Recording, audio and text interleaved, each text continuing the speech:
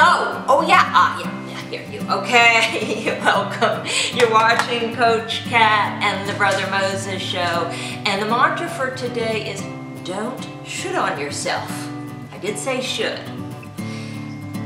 I want to point out that this session is inspired by the book, The Crossroads of Should and Must.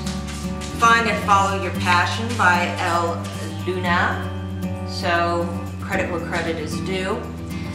What we're going to talk about today is that shift, is moving out of what you're being told is important to what you're feeling is important. So like changing the focus from external to internal.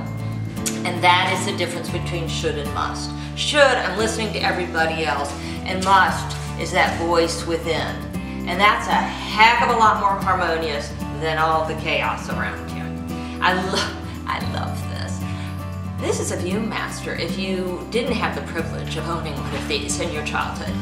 But I look at it, it's kind of like I have the world at my fingertips. I'm on the threshold of Willy Wonka's chocolate factory.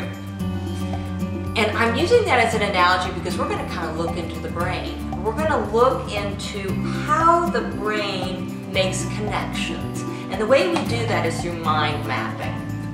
And mind mapping is a science. I mean, there are people that are experts at this and make a lot of money doing this with corporations. We're keeping this super simple, folks, because that's only the way I roll, is super simple. So we're going to do a mind map. Now, mind map is basically a focal point in the middle, which is whatever the issues you're working on, and then starting to take branches off of that centerpiece with different thematic words. So we're focusing on should and must. We're going to do a should mind map and a must mind map, and I'm going to show you mine as an example of that, but let's just talk about some of the basic how-to mind map. So like I said, the first thing you need to do is create that center. So for the should, we're just gonna create a rectangular box and write should.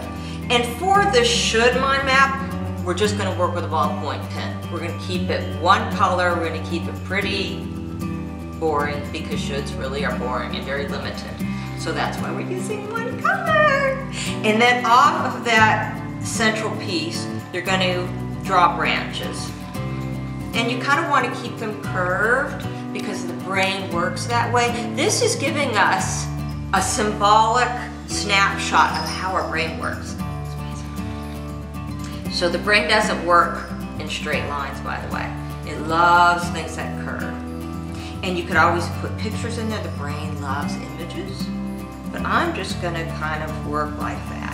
And on each of these branches, you want to put a keyword. So for should, I'm going to put down work, home, physical. So these are areas that the should shows up loud in my life. And then spiritual. And off of those main veins, you'll draw additional branches. And do the same thing. You're going to now just reassociate on the work topic. What's another word? Money, right? I need to make money.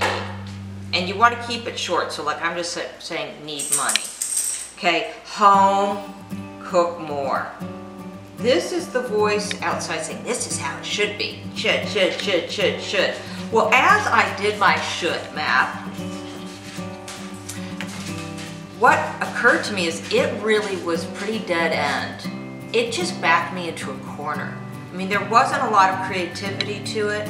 I obviously am real clear on what the shoulds are and how they feed off of one another and how they take me into really tight, uncomfortable, dark places. And so what I did after I did my should mind map is I put a circle around it with a fuse that's lit, because that's what happens when we're living in the should world. That's how our brain responds to shoulds. It just goes, oh, it feels like punishment, it feels like judgment, it feels very concentrated and scary. So bombs are pretty scary.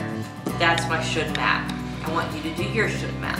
Okay, it's not gonna look like mine, but allow your brain to pre-associate. I should do this, I should do that. Then, much more exciting and much happier is your must mind map. Same thing, put your keyword, your focal point in the center, which for this exercise is must, and then let yourself go. I decided I wanted to follow the same primary paths. So I put home, physical, spiritual, and work. And I allowed myself to go and listen from within on the must. So this is kind of your calling. These are the invitations. This is a sense of meaningfulness and seeing where that takes our mind. Seeing how that supports the resourcefulness. This is incredible. I mean, this is Willy Wonka's chocolate factory up here. It is some yummy stuff. Unless you've got it in prison mode, which is your should. If you're on must, it's a playground. It is infinite, endless, and awesome. So when I finished my must, which by the way I use different colors because again, the brain loves color, and it just supporting the process, I thought, wow, this looks like a baby in the womb. And that's what must is. Must are these seeds. They're the potential for your greatness. And as I was doing must, and this really moved me, I saw that my work became play, and that became my taproot, and that fed everything else. That when I'm in play, and I have different ways of expressing play in my life, it feeds all these other branches. It allows them to grow bigger and stronger and broader. So that was really enlightening and insightful for me to see that. And I want you to have that same wow, aha, relief. When you set yourself free, must is setting yourself free. Must is not, oh, am I going to do this right or wrong? Must is, it's time for an adventure. It's time to seek. It's time to go. It's time to play. And I'm so glad that you're here playing with me. I wouldn't want it any other way. Hope to see you again soon. Bye.